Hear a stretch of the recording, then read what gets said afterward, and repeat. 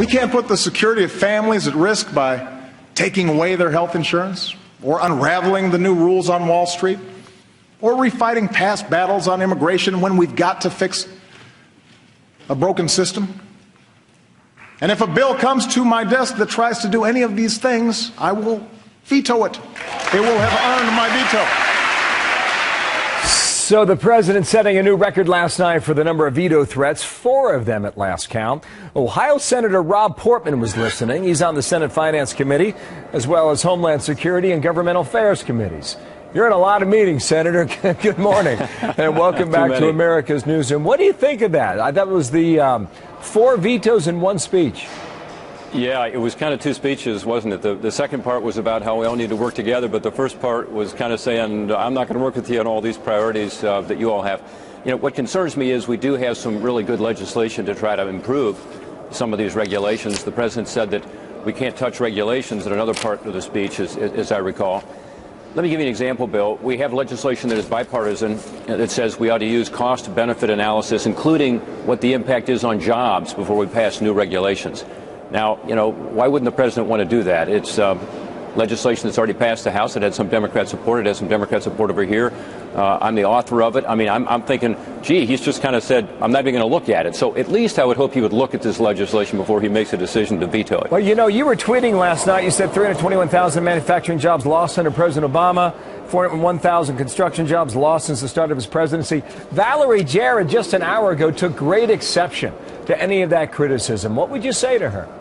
Well, I would say that I thought the president was talking about a different economy than the one I experience when I'm back home. And that is, yeah, we see the unemployment number going down 5.6% now. That's good. But if you take into account the number of folks who have given up looking for work altogether, the so-called labor force participation rate is so low. The unemployment rate today, if it was the same labor force that it was when the president was elected, would be 9.9%. That's what people feel.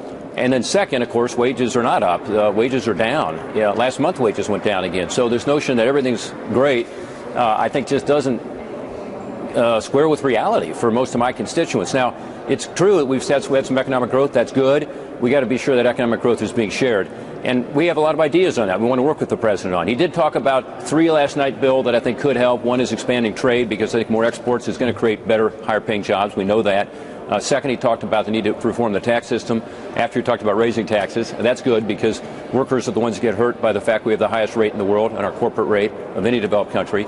And third, he talked a little about worker retraining, which I think is really important because we do have jobs out there but don't have the skills to meet them. So I got you. Do you see that of those 3? Is that small ball, or is that reaching for big American things? Well, you know, look, I think we got to get done what we can with this president. You know, he's wanting to tax more and wanting to spend more and wanting to do the sorts of things that have gotten us into this record level of debt. By the way, we add another $7 trillion of debt over the next 10 years, even without the new spending the president talked about. So I think it's going to be tough for us to work together on some of these big projects. But tax reform is pretty big. Regulatory relief is important, we talked about. Worker retraining would be good. And if he wants to expand trade, Republicans want to work with him on that because we think our workers should be able to have a level playing field. So there are a few things we can work with him on. Okay, all right. But the speech probably made it harder, not easier, because you know he was. It's like third down and 1 here. You're trying to get 1 yard here for first down. Final question, absolutely. Big thematic question here now. Based on what you heard last night, based on the midterm results of November, what can the American people expect over the next 2 years?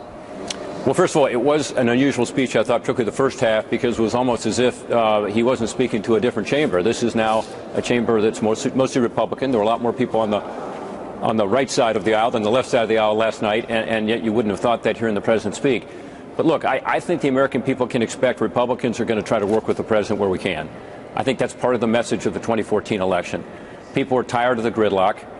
We certainly want to resolve some of these big issues we talked about. Let's see what we can do.